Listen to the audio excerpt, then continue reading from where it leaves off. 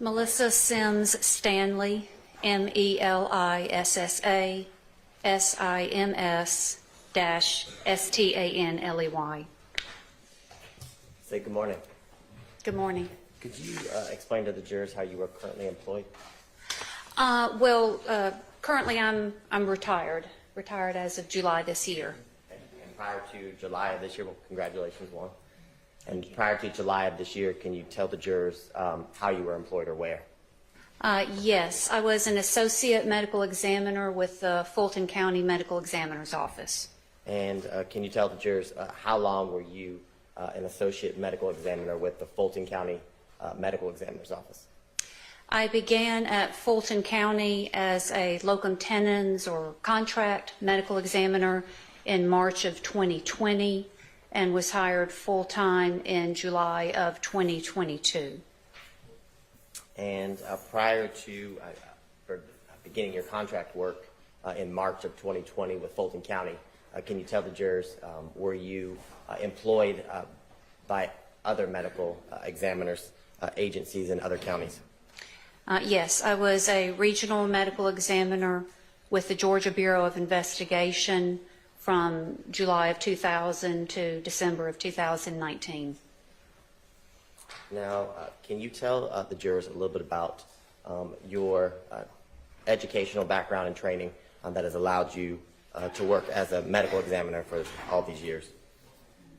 I obtained a Bachelor of Science degree from Emory University, a medical degree from the Medical College of Georgia. I did a one-year internship in internal medicine, also at the Medical College of Georgia. I then completed an anatomic and clinical pathology residency, followed by one-year fellowship in forensic pathology at the Medical University of South Carolina.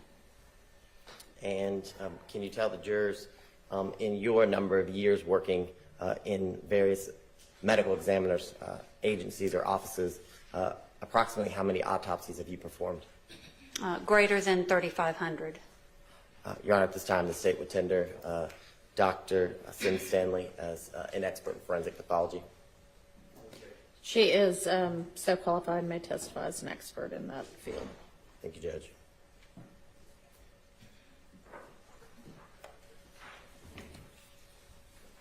Now, Dr. Sims Stanley, can you tell the jurors generally when you are preparing to begin an autopsy, some of the first steps that you take before actually beginning the autopsy?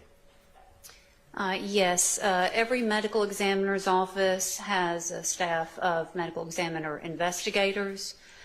So the coroner, if it's a certain county, or law enforcement will contact the medical examiner's investigators to discuss a death. If that death falls within the jurisdiction of a medical examiner's office, then the case is accepted into that office.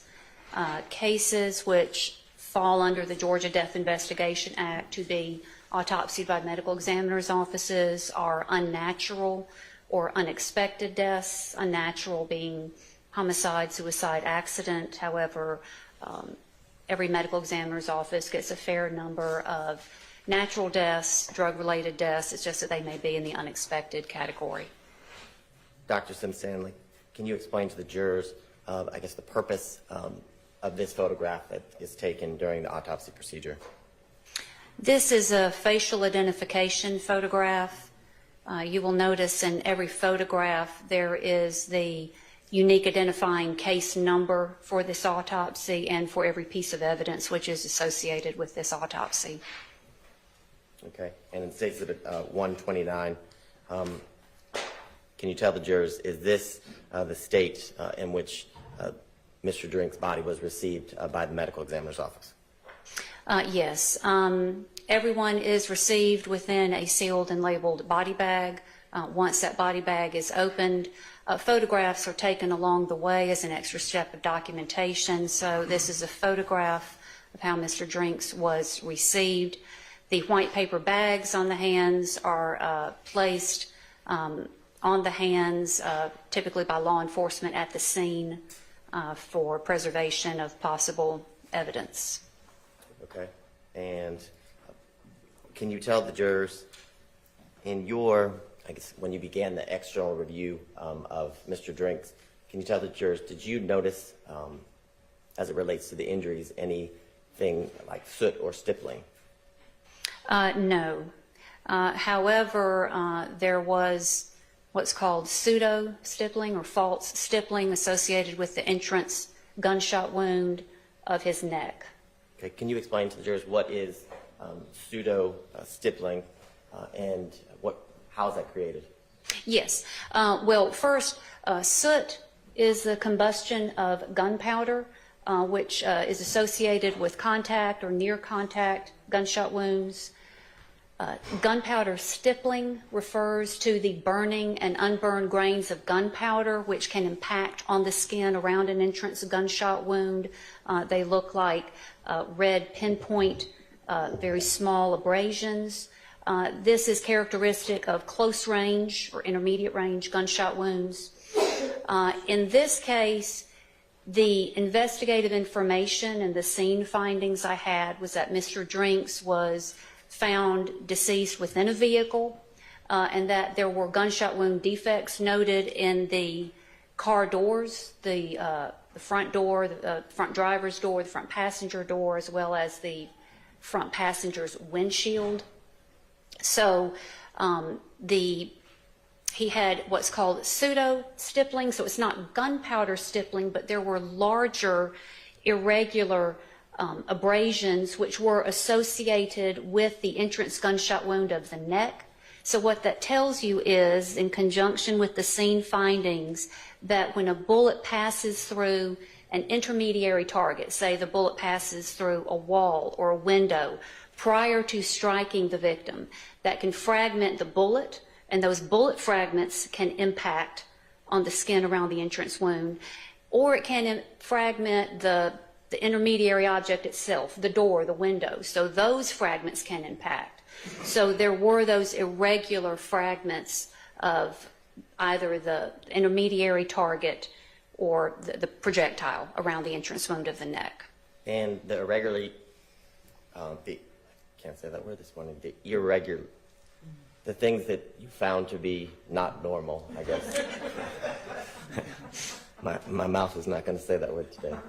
Can you tell us, in State's Exhibit 138B, can you point out to the jury what you are talking about as it relates to the pseudo stippling? Yes, it's easier to see on what's termed the clean photograph. Photographs of wounds are taken before cleaning the body and after. Yes. But 145BV, if that will help assist.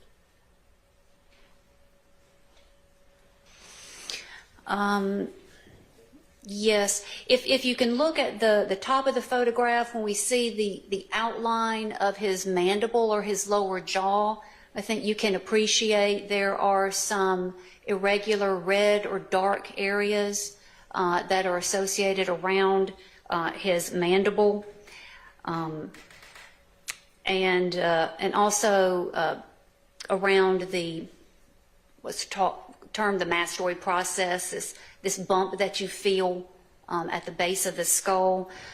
So those are characteristic of what's called pseudo-stippling. So they're fragments of the intermediary target. Now, can you tell the jurors, how does that affect your ability to determine, I guess, the range of fire, or how far a barrel of a gun is from the gunshot wound that we're looking at here in State's Exhibit 145, Victor Victor? Well, once a projectile has passed through an intermediary target before striking the victim, the medical examiner is not able to determine that distance. Say if there is the shooter, a door, and the victim, the medical examiner is not able to determine whether the shot was fired immediately next to the door or 30 feet, 50 feet, or more away from the door. So it's termed indeterminate range. In other words, you don't know the range of fire through an intermediary target. So this was indeterminate range through an intermediary target. That's the range of fire. So the findings that you just talked about, are they consistent with someone being shot while in a vehicle? Yes. Okay. Now, you talked about in states Exhibit 145 BV that this wound on the neck was an entrance wound. Can you tell the jurors, is there an exit wound associated with this injury, this shot to the neck? There was not. The bullet was retained within the body. Okay, and I should have asked you this first. In the exhibit we're looking at in 145 BV, can you tell the jurors what side of Mr. Drinks' body is this gunshot wound to the neck? This is the right side of the neck. This would be the side that's, I guess, closest to, if you're sitting in the driver's seat of a vehicle, to the passenger, I guess, compartment. Correct, yes. Now, can you tell the jurors, if there is no exit wound, can you explain to the jurors, were you able to determine during the external and internal portions of the autopsy that you performed the pathway of travel of the projectile or bullet through Mr. Drinks' neck and into his body? Yes, the bullet entered the right side of the neck. It was going upward, in other words, towards the top of Mr. Drinks' head and to his left.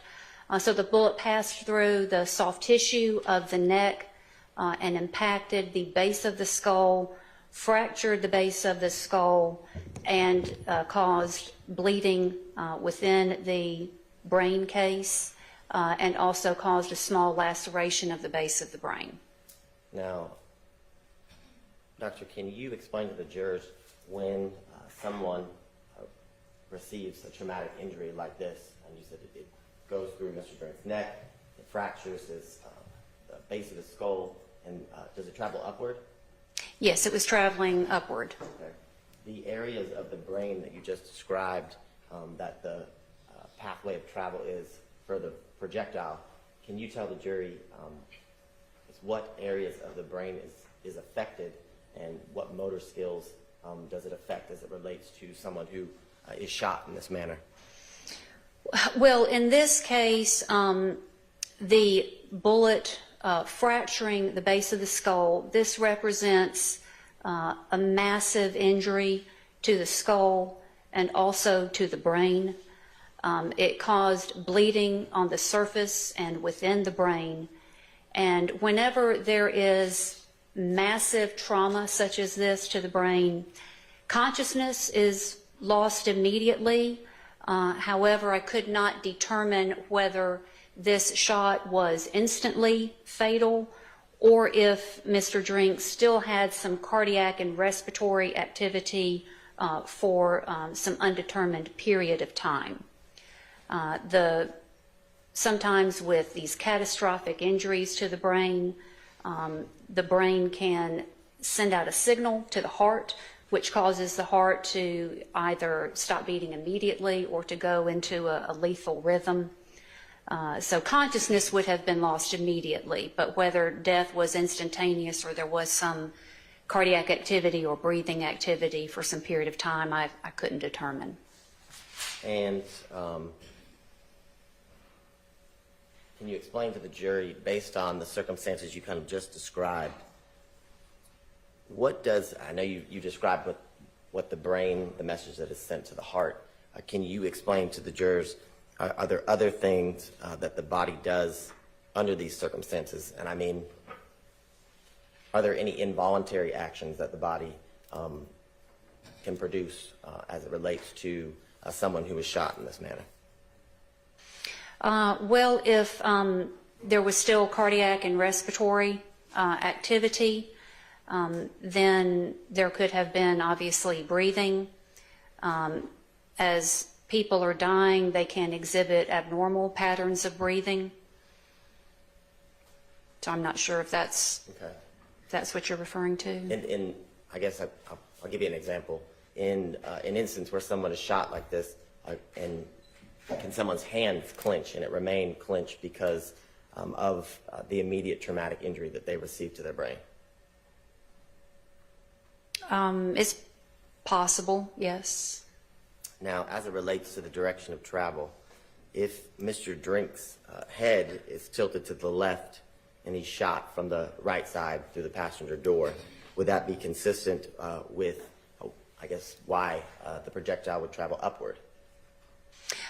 Yes. And just a clarification, when I talk of the direction of the bullet, that means the direction of the bullet once it enters the body. I'm not able to determine direction of the position of the gun or the shooter from that. Okay. And so if the bullet enters the right side of his neck, it travels upward. Can you explain to the jurors where the bullet ended within the head cavity of Mr. Drinks? Yes, the bullet was recovered within the fractured base of the skull.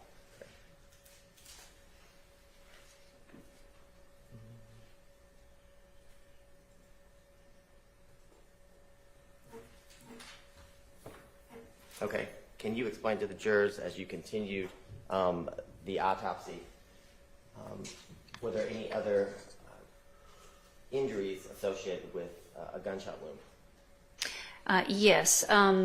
Mr. Drinks had a gunshot wound pathway through the upper portion of his right forearm.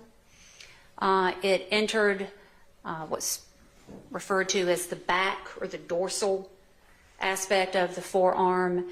The bullet passed through the soft tissue of the forearm and then exited the ventral or inside surface of the right forearm. And in the exhibit that we're looking at in front of you states that 140VV, is that the entrance wound that you just described as it relates to the shot that he received in his forearm? Yes, that is the entrance wound. Now, I want to show you State's Exhibit 142VV. I know you just described kind of the travel or the pathway of travel of the bullet. In this exhibit, 142, Victor, is this the exit wound that you just described? Yes, it is. Now, can you explain to the jurors how you're able to determine which is an entry wound and which is an exit wound based on your training and your number of years of experience? In general, entrance gunshot wounds have a more round, regular appearance. Typically, entrance gunshot wounds have what's called an abrasion border. This means as the bullet pierces the skin, it abrades or scrapes off a thin border of the skin around the wound. Exit gunshot wounds typically have a more irregular appearance. They typically do not have abrasion borders, but there can be exceptions. And in State's Exhibit 141VV, the abrasion border that you're describing, is that what's in the middle of, I guess, State's Exhibit 141VV, the darker colored area around the gunshot wound? No, that's more of the flap of skin. So you're the doctor, I'll let you do it. This entrance gunshot wound was larger than normal. It was 1/2 inch. The entrance gunshot wound of the neck was about 2/10 or 3/10 of an inch. So because this entrance gunshot wound was round, it was larger and more irregular. That was also consistent with this projectile also passing through an intermediary target. The abrasion border was slightly more irregular. So here we see this is a dark abrasion. There's also a thinner rim of dark abrasion on this side of the entrance gunshot wound. This represents a laceration or tear of the skin. And then this area is just somewhat of an irregular flap of skin. Okay. And then I'm going to bring back up State's 142VV. Can you explain to the jurors the difference in the exit wound that we're seeing here as it relates to the entry wound and how you are able to make your determinations? Yes. This is an exit wound. Exit wounds can either look like multiple lacerations or tears of the skin, but one of the characteristics of exit gunshot wounds is that you can reapproximate the skin edges, and that exit gunshot wounds typically do not have an abrasion border. So there's no abrasion border associated with this wound, and it was very easy to reapproximate the skin edges. Thank you very much. Now, as a part of the autopsy that you performed. I want to show you States Exhibit 147 VV and 148 VV. Can you explain to the jurors, I guess, the analysis that you did as it relates to the jacket that Mr. Drinks had on when he was shot? Yes. For homicide cases, photographs of the clothing are always made, and then photographs are taken to determine if there are defects in the clothing which seem to correspond with the gunshot wounds. And when you are examining the clothing of a victim who's been shot, do you look for soot, like you talked about earlier, to help you make a determination as it relates to range of fire? Yes. Okay. Now, lastly, I want to show you States Exhibit 161 VV. And you described at the beginning of your autopsy that x-rays are always taken, as well as the fact that you, during the autopsy, were able to remove a projectile from I think you said the base of the fractures of the skull of Mr. Drinks. Is that correct? Yes. And in States Exhibit 161 VV, is this the projectile that you removed? Yes, it is. Okay. And because my medical terminology is limited, can you explain to the jurors, you said you removed it from the base of the skull fractures. Where is that? Yes, I actually removed it from the occipital skull. The occipital skull forms the lower back portion of the skull, but also the back half of the base of the skull. I wrote sphenoid skull, which is a portion of the skull which is in the central base of the skull, and that was a mistake, and I noted it in the report. It was recovered from the occipital skull, not the sphenoid skull. And in 146 VV, can you orient the jurors, I guess, do you see, I guess, the general area where the projectile would have been removed? Is it contained in that photograph, like the base of the skull? No, that photograph was just to document whether there were injuries behind the right ear. So I'm going to have you, I guess, show on me where would the bullet have been removed as it relates to the base of Mr. Drinks' skull? The bullet would have been removed from, it's difficult to point because it would have been, if we think of the base of the skull, it would have been inside, below the skull base, somewhat on the right side. Okay. Is it near the knot that you described earlier? On the other side? It would have been internal to that, yes. And can you tell the jurors, once you removed the projectile and placed it in the clear box with it being labeled, what do you do with it next? It is then submitted as evidence to the Georgia Bureau of Investigation. Now, as a part of your autopsy procedures, can you tell the jurors what your determination was as it relates to the cause of death of Mr. Drinks? Yes, I stated that the cause of death was multiple gunshot wounds. And as it relates to your determination of the manner of death of Mr. Drinks, can you explain to the jurors what your determination was? Yes, for the purposes of a medical examiner, if the actions of another individual cause or contribute to the death, then the manner is classified as a homicide.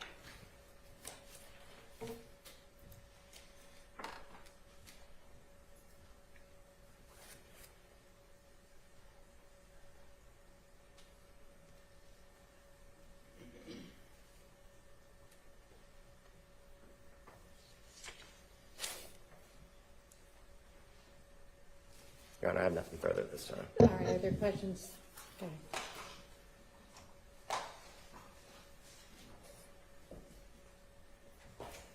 Doctor, good morning. My name is Max Shard. I represent Shannon Stillwell, okay? Yes, sir. And Ms. Stillwell is seated right over here. So, I want to ask you about this concept of stippling and pseudo-stippling first, okay? Mm, Now, yes, you're not saying that stippling's involved in this case, you're saying pseudo-stippling, Yes. which could have been caused by the projectile fragmenting and the little pieces embedding in or affecting Mr. Drinks' skin, or little pieces of the intermediate object, perhaps a window or something like that. Or door, yes, sir. Okay. And I'm not talking about the pseudo-stippling that you found in this case. I'm just talking in general when we're talking about stippling. I just want to clarify something. Stippling, you're saying, is caused by burns around a gunshot wound when it's a close and range shot. Yes.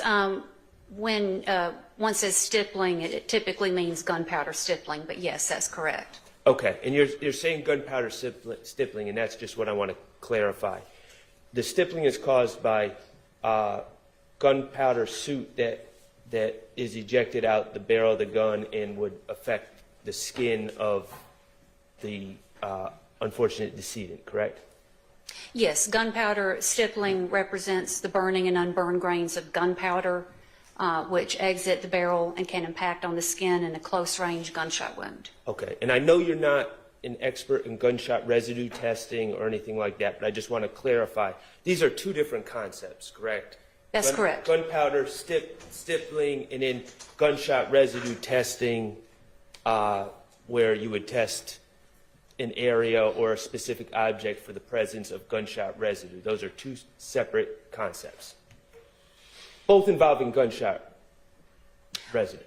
Well, the determination of gunpowder stippling at autopsy, yes, is done by the medical examiner. Right, Yes. okay. Okay. Now, in this case, as I understand, there were two gunshot wounds that you observed. Yes, Okay. One to the arm, to the forearm, and one to the neck. yes, that's correct. Okay. The lethal wound was the wound to the neck. That's correct. Okay. And as the medical examiner, you do not know what order those two shots occurred. That is correct. I do not know Okay, the so order. Mr. Drinks could have been shot in the arm first or in the neck first. That's correct. Okay. And I want to talk specifically about the lethal wound to the neck. Okay. You talked and used medical terms, and it sounds like there was massive injury to the base of the brain, among other things. The skull and the brain, yes, sir. Okay. And you testified, to my understanding, that the ability to consciously control one's body would be immediately lost. That's correct. Okay. Death may not be immediate, but the ability to move body parts, to open a door, to move your feet up and down, things of that nature would be immediately lost. Yes, conscious movement would have been immediately lost. Yes. Okay, and we're not talking about within a minute, we're talking about immediate because of the severance of the, because the base of the brain Because of was the severed. massive damage to the skull and the brain, yes. Okay. All right. Thank you. I have no further questions. Anything, Mr. Johnson? Okay, any redirect? Very great. Dr. Sims Stanley, if after receiving a gunshot wound to the neck, as Mr. Drinks did, and prior to being shot, he had his foot compressed on the brake, is it possible, or is it consistent with the fact, would his foot remain on the brake? Is that possible? After sustaining the gunshot wound to the neck? Yes. Yes, that's possible. Now, you said earlier that the direction of travel was upward. Can you explain to the jury, was it upward to the left, upward to the right? Can you explain that? Yes. Again, this direction is simply from the time that the bullet enters the body. It went towards his head, which is upward, and towards his left, upward and to the left. And I want to ask you one last question. If when someone is shot, would you expect to find gunshot residue on that person? Not necessarily. Okay.